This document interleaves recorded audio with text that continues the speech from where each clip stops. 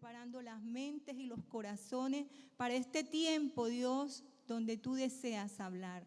Señor, bendecimos este tiempo en el nombre de Jesús. Amén y amén. Bueno, el título es Ríos, Jesús y los ríos de agua. Entonces, yo quería decirles, todos deben saber que el agua es importante, ¿verdad? Y todos lo sabemos, que es muy, muy importante. Entonces, si no tenemos agua, nos vamos a deshidratar, lógico. Nos vamos a secar, no vamos a dar vida, porque donde no hay agua, no hay vida, no hay fruto. Todo está seco, ¿verdad? Entonces, es un compuesto químico, porque es así, está formado por, no les voy a explicar lo que es, ¿no? Pero bueno, es un compuesto químico, hidrógeno y oxígeno. ¿Y qué pasa con esa agua? Cuando tú no tienes esa agua, por ejemplo, los animales, las plantas si no tienen agua no cumplen con el proceso de fotosíntesis. Las células de nuestro organismo, porque nuestro cuerpo está formado por milésimas de células y esas células necesitan ser hidratadas. Si esas células no se hidratan, no hay un buen funcionamiento en nuestro organismo. Entonces, ¿qué pasa? Que nos vamos a secar, nos vamos a deshidratar. Igual sucede con las plantas igual sucede con los animales. Miren lo que está sucediendo ahora, la noticia, que se está quemando parte del Amazonas. Qué bueno sería que cayera un torrencial de lluvia, ¿no?, sobre ese lugar y ese agua aplacara todo ese fuego. O sea que hasta para eso, no solamente para hidratarnos, sino para quitar ese fuego que está allí ahora mismo. Entonces, qué maravilla es tener y qué bendición es tener ese agua. Entonces, yo quiero entrar, porque hemos leído el versículo 37 al 39, pero para entender un poco lo que significa este pasaje, en el capítulo 7 nos habla, se los voy a parafrasear porque leerlo es un poco larguito. ¿Qué pasa en el capítulo 7? Resulta que Jesús estaba con sus amigos, con sus hermanos, en Galilea. Allí en Galilea, Jesús, si recuerdan, Jesús había hecho muchos milagros atrás. ¿Qué milagros había hecho? Bueno, había sanado al paralítico, había sanado muchos enfermos. ¿Y qué sucede? Que estando allí, en Galilea, sus hermanos le dicen, si esos milagros los estás haciendo aquí, ¿por qué no vas a Judea? Porque allí, para que te conozcan, porque en Judea se estaban celebrando la fiesta de los tabernáculos, la fiesta de las enramadas.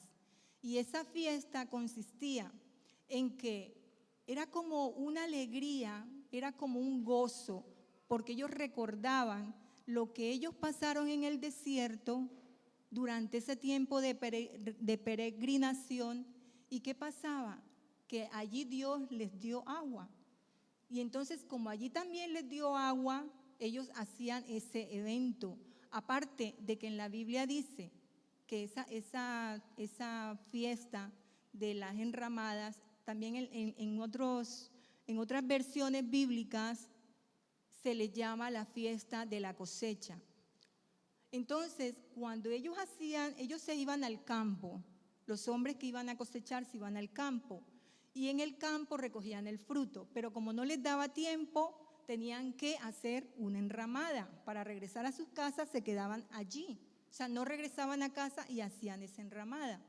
Igual, cuando estuvieron en el desierto, también hacían lo que se llama unas cabañas, o lo que le llaman, porque habitaban en tiendas. Entonces se le llama lo de la fiesta de los tabernáculos, ¿verdad?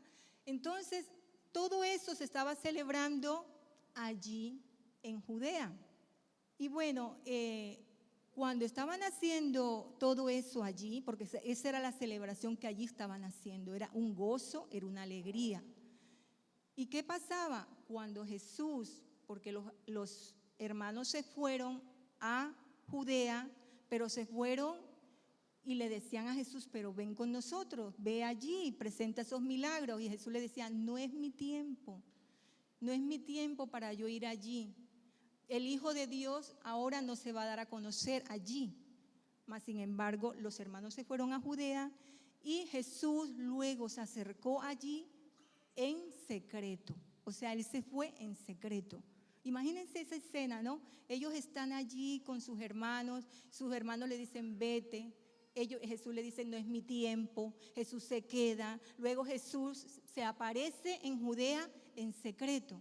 Y estando allí, había muchos judíos que buscaban para prenderle, jefes judíos que buscaban para prender a Jesús.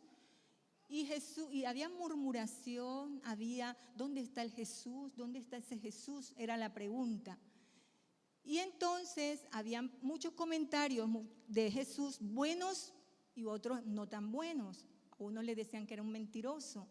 Entonces, estando allí, Jesús está observando todo y está sentado en la mesa, está sentado enseñando. Y está enseñando a muchas personas que también le cuestionaron y le preguntaron, ¿quién es este? ¿Por qué sabes tú tanto? ¿De dónde viene tanta sabiduría? ¿Cómo puede salir alguien de Galilea que sepa tanto? Y él les respondía, yo no vengo a hablar nada mío, yo vengo a hablar lo que el Padre me envió a hablar. Y les decía, yo hablo no por mi cuenta, porque si yo hablo por mi cuenta, entonces estoy recibiendo mi honra. Pero si hablo lo que el Padre me envió a hablar, quiero darle gloria a Dios.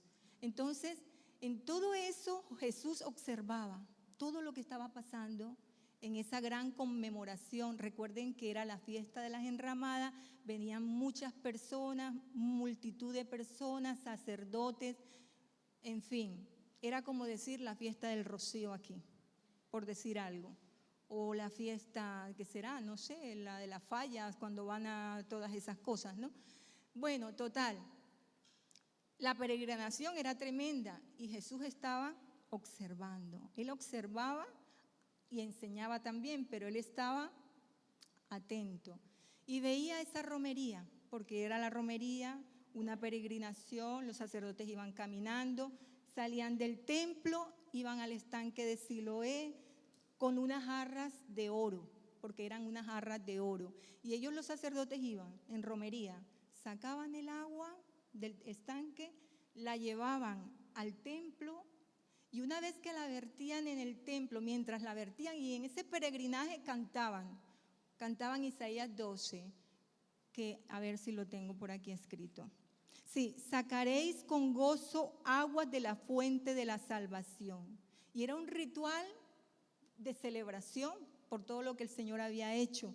Y el Señor observaba todo lo que estaban haciendo. Cuando llegaban al templo y vertían esa agua, que era mezclada con vino antes de verterla, esa agua derramada en el altar salía a un río, por unas tuberías que llegaban a un río. Y ese río estaba seco. Entonces, como ese río estaba, y fíjense ustedes, un río seco, y el Señor estaba observando, veía tras qué iban esas personas, iban tras un ritual religioso. Entonces ahí es donde el Señor dice, ¡pum!, en el versículo 37. ¿Qué dice el versículo 37? Juan 37. En el último y gran día de la fiesta, fue allí, fue el día oportuno, el día exacto. ¿Cuántos saben que el Señor llega en el momento oportuno y exacto a cada una de nuestras vidas? En el momento que Él cree, no cuando los hermanos le dijeron, ve, no, fue cuando Él decidió y era lo que Él estaba haciendo, era la voluntad de su Padre. Y fue en ese momento, en ese día, en el último y gran día de la fiesta, Jesús se puso en pie y alzó su voz, que no era muy común, porque los maestros judíos se sentaban a enseñar, y Él se levantó. Y aún sabiendo que lo iban a prender, a Él no le importó. Él se levantó, no tuvo temor por su seguridad ni por lo que le iba a pasar. Él sabía a lo que había venido y estaba hablando lo que el Señor le había dicho que tenía que decir. Y Él ha venido para cumplir un propósito en su vida, que es venir, morir, resucitar y darnos a nosotros vida y todas las promesas que Él nos ha dado. Aleluya, Señor. Entonces, ¿cuál fue la actitud? Yo en estos pasajes veo tres cosas, que son una actitud, la actitud de Jesús, levantarse y alzar la voz. No le importaba. A veces las pruebas que nos vienen a nosotros, cualquier problema, es porque el Señor te está diciendo, aquí estoy yo. ¿Y a dónde vamos? En medio de los problemas, podemos ir a la fuente equivocada o podemos ir a la verdadera fuente. Entonces el Señor nos está hablando yo estoy aquí. No sé cuál es el problema que tú tienes hoy. No sé qué situación tienes, de cualquier índole. Ponle nombre a tu situación, pero acude a la fuente. Es Él, es Jesús. Y en el versículo, en el mismo 37, yo veo que el Señor hace una invitación. Y la invitación es, si alguno tiene sed, venga a mí y beba. Entonces, si tú tienes sed, ¿qué tienes que hacer? Reconocer, es lo primero. Si tú tienes sed, tienes que reconocer que necesitas beber. A veces yo reconozco que me obligo a beber agua. Me obligo, así sean 37 centilitros, pero me los tomo. ¿Por qué? Porque a veces vamos a la fuente que no es. A veces yo voy al café, algunos vamos al té, algunos vamos al mate, algunos vamos a cualquier infusión, a la Coca-Cola, pero no vamos a la fuente, que es Jesús, ¿verdad? Y lo digo por mí, a mí me cuesta beber agua, pero me obligo a beber agua. Gracias, Belu, tú me ofreciste esa agua. Y bueno, esa es la invitación que Él hace. Si alguno tiene sed, venga. Entonces, reconociendo que tenemos sed. Y yo estuve mirando, como hablábamos ahorita, sed es una persona que está seca, ¿verdad? Es aquella persona que está sedienta, que no tiene nada, no se está deshidratando. Entonces, una persona que está seca, yo estuve averiguando y hay 3 clases de sequía. La sequía, una que ya conocemos, que la menciono al final, que es la sequía espiritual, pero luego de ello quiero hablar primero de la sequía psíquica y la sequía existencial. O sea, la sequía existencial, a veces no miramos que hay fe, hay personas que esa fe se debilita cuando hay un problema mayor, un problema de una calamidad grande, un problema, un desastre familiar, una pérdida de un familiar, un problema económico. Ahí la fe se debilita. Y a veces no siempre sucede. Hay personas que en vez de debilitarse van a la fuente y van a Dios y buscan la ayuda. Pero hay personas que a causa de esos problemas su fe mengua, se debilitan. Problemas de división, de matrimonios, todo eso, muchas veces la fe mengua. Pero nuestra fe no debe menguar. Tenemos que acudir a esa fuente. Entonces la otra es la psíquica. La psíquica es aquello que la fe se debilita cuando hay problemas, cuando hay un estrés grande, hay una falta de sueño, no puedes dormir, hay problemas emocionales, hay problemas de ánimo, hay problemas en la mente y la fe se debilita en esas personas, ¿verdad? Y la sequía espiritual viene siendo esa que se manifiesta y parece mentira, pero si hay un indicio de esto que voy a mencionar, nosotros debemos estar atentos. Y es, primero, que nosotros tenemos apatía, viene una inestabilidad, viene como una indiferencia al orar. Esa es una manifestación de sequía. Viene una indiferencia a orar.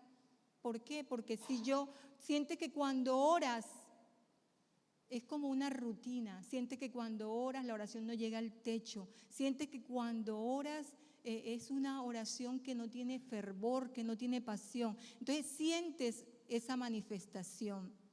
Y otra es que lees la Biblia y al leer la Biblia sientes que el mensaje que estás leyendo no te está hablando nada. O sea, sientes un vacío en lo que lees, no te llega ese mensaje. Y también otra manifestación es que tú vienes a la iglesia, pero para ti es una carga, es como algo tedioso, es algo que me aburre. Es más, se te acercan los hermanos y pues te pueden dar mucho amor, pero ¿qué pasa? Te es indiferente el amor que te está dando tu hermano. Sientes apatía a ello. No te quieres reunir con tus hermanos, no quieres estar gozosos con ellos. Entonces ese es un síntoma de una sequía o una deshidratación espiritual. De pronto no estás llegando a la sequía, pero es un pasito. Avanzas más y te secas. Entonces no testificas de lo que el Señor ha hecho también en tu vida. ¿Por qué?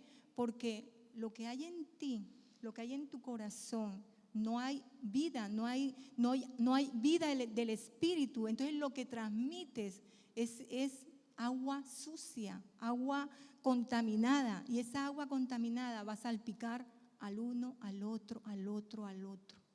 ¿Y qué pasa? La iglesia Maranata es una iglesia mala, una iglesia donde no hay amor. Pero no, mírate dónde estás secándote espiritualmente tú y arregla tu vida espiritual, arregla esa parte, esa manifestación que se te está dando en tu vida, analízala o analicémonos. Entonces, entendiendo esa parte de sequía espiritual, yo quiero llevarles en esto de la sequía. Quiero leer Isaías 34:14. Vamos a buscar Isaías 34:14. Dice: las fieras del desierto se encontrarán con las hienas, y la cabra salvaje gritará a su compañero. La lechuza también tendrá allí morada y hallará para sí reposo. Es decir, que cuando hay una vida seca espiritualmente, es lo que hay en esas vidas secas. ¿Qué hay? Hienas y chacales. Y esas personas no se dan cuenta de su condición espiritual. ¿Por qué? Porque tienen guardianes en su alma que no los dejan. Pero sabemos que tenemos un Dios de poder que si nosotros decidimos ir a su presencia, beber de esas aguas, de esa condición podemos salir si estamos en esa condición. Vamos analizando cada indicio de una sequía espiritual. Pero miren una cosa, el diseño de Dios sobre nuestras vidas, según lo que dice Juan 15:8, es que llevemos fruto. ¿Qué es lo que el Señor quiere? Que nosotros tengamos fruto, que tengamos vida y vida en abundancia. Bueno, en el versículo 37 hemos hablado de la actitud de Jesús y de la invitación que Jesús está haciendo, que es que todos los que están sedientos vengan, que es la segunda invitación, venir a Cristo. Eso es lo que el Señor está diciéndole, vengan, porque Él estaba viendo toda la romería que estaban haciendo, estaban viendo que todas esas personas estaban secas espiritualmente y por eso era la invitación, venir. ¿Para qué vamos a Jesús? Vamos a Jesús primero para hallar descanso para nuestra alma. Vamos a leer lo que dice Isaías 1:18. Dice: venid luego, dice Jehová, y estemos a cuenta. Si vuestros pecados fueren como la grana, como la nieve, serán emblanquecidos.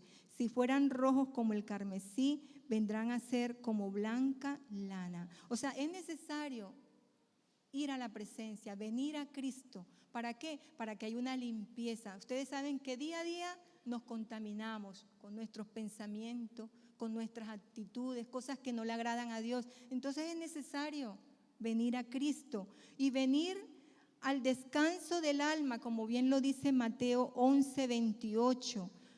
Venid a mí todos los que estáis trabajados y cargados, y yo os haré descansar. Saben que cuando uno se postra en la presencia del Señor, puedes tener los pensamientos tan atribulados, tan confundidos, que si tú vas a Jesús, todo eso cambia. Todo eso se quita. ¿Por qué? Porque hayas descanso, hayas ese consuelo, hayas la palabra, hayas en el Señor, hayas todos los beneficios.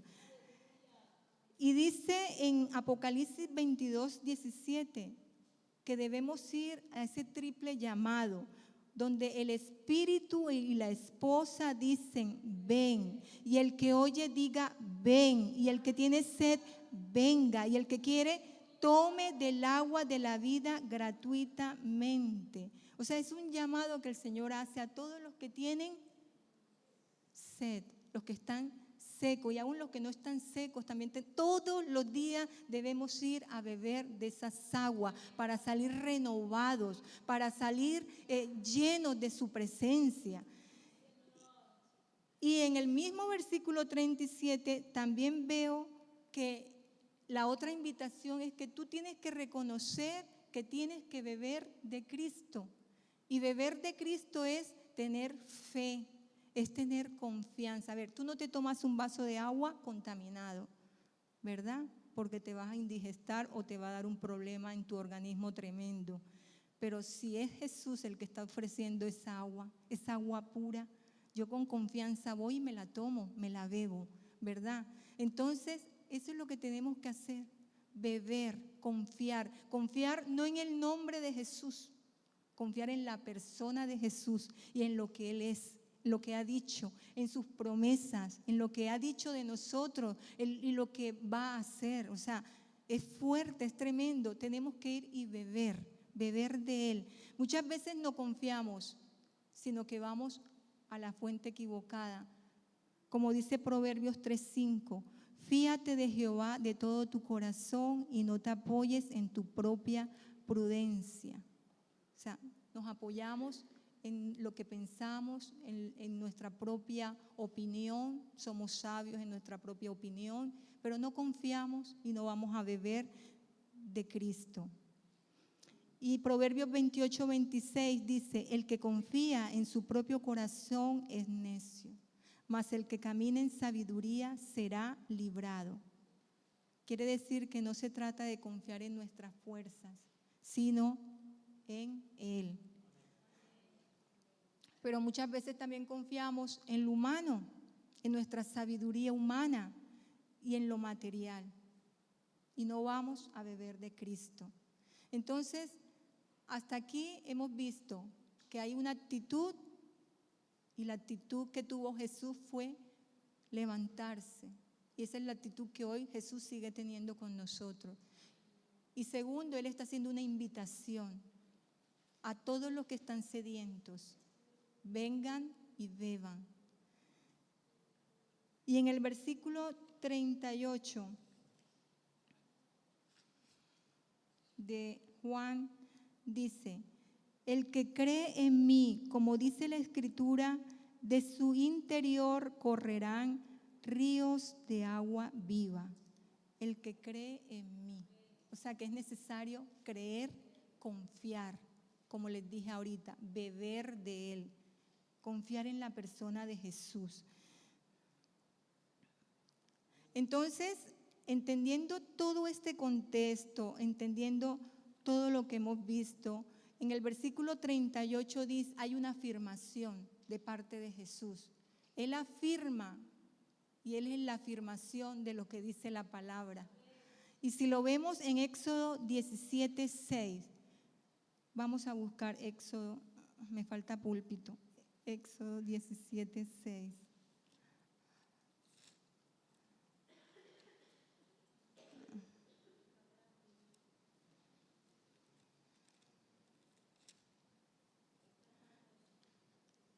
Bueno, ya está aquí. He aquí, yo estaré delante de ti, allí sobre la peña en Horeb, y golpearás la peña y saldrán de ellas aguas, y beberás el pueblo. Acuérdense que cuando iban con la jarra del templo a buscar el agua al estanque de Siloé, esa agua recordaba esa roca que fue golpeada, como acabamos de leer, Y Pablo en 1 Corintios también hace mención de ello. Dice que Jesús es esa roca de la cual sale agua. Entonces Jesús es el que nos provee esa agua, si creemos en Él. Y en Isaías 44:3 dice, porque yo derramaré agua sobre el sequedal y ríos sobre la tierra árida. Mi espíritu derramaré sobre tu generación y mi bendición sobre tus renuevos. También era ese símbolo de cuando derramaban el agua, era el símbolo del derramamiento del Espíritu Santo, que era cuando viniera el Mesías, tendría el cumplimiento con la venida del Mesías. Pero ellos no se daban cuenta que ese cumplimiento ya estaba allí, Jesús estaba presente. Y ellos no bebían de esa fuente, bebían de otras, hacían ritos. Y en el versículo 39 dice,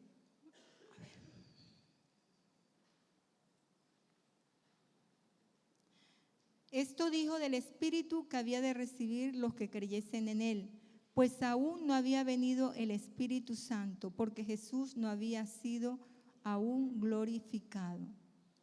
Entonces, en la Biblia cuando se compara el agua con el Espíritu Santo.